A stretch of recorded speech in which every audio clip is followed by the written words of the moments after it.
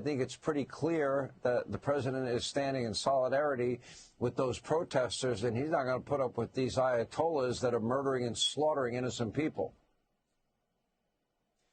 No, I agree with you, Sean. In fact, I just read it's about 43,000 who've been murdered. I don't think we know the exact number because it is a concentration camp, and the lights are off and the communication's off. But we do see video online of the horrendous things that are being done, especially to young women. It is open season. It's like hunting animals in there. It's grotesque. And I would just say this to, what does he call himself, the supreme leader? You're not going to be so supreme soon. You know, those aircraft carriers and those destroyers and those B-2 bombers and those F-35s and those F-18s, they're coming for you because you are the regime. And if you're taken out, that regime will fall. Everybody knows it. You've got the blood of thousands, tens of thousands on your hand. Your family does, your regime does. And for what? You're starving your people. They're economically impoverished. You're spreading terrorism. You're trying to build nukes to reach us. You just fired a 10,000-mile missile into Siberia with Putin's approval so he can hit Washington or New York or the East Coast of the United States. President Trump knows what you are. He's on to you. He knows you're a lunatic and a maniac.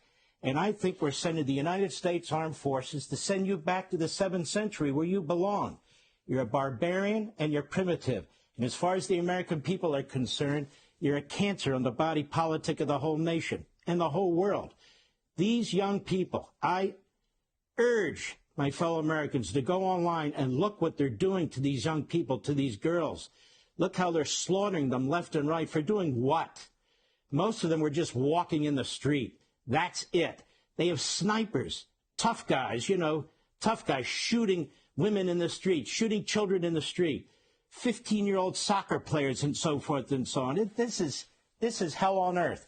And I understand there are countries like Qatar and Saudi Arabia and the others are saying, you may not want to go after him. You may not want to do this. You may not want to do that.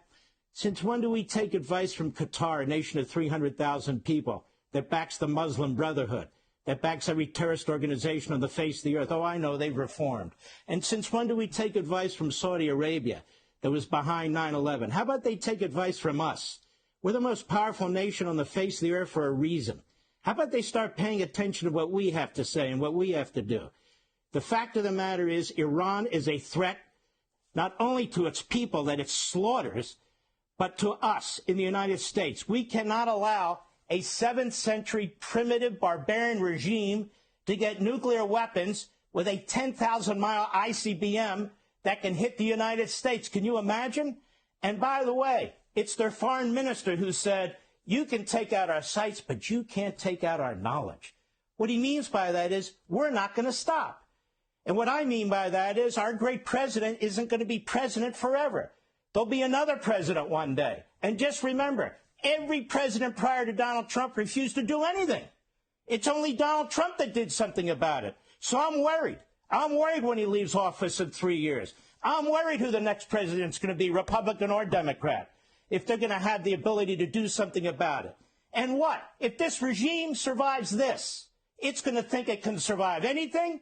The communist Chinese are already moving as many ballistic missiles to them as possible. And they're going to say, we're indestructible. Nobody's going to stop us. Yes, but you are going to be stopped. It's just a matter of time. Do I know for sure? Well, I don't know all the details and all the possibilities, but I feel Donald Trump. Do I have inside information? No. I don't need inside information. Just listen to what the man says. If I'm Khamenei, I think I'd take the fastest boat or jet to Moscow now. Otherwise, we're coming to get you.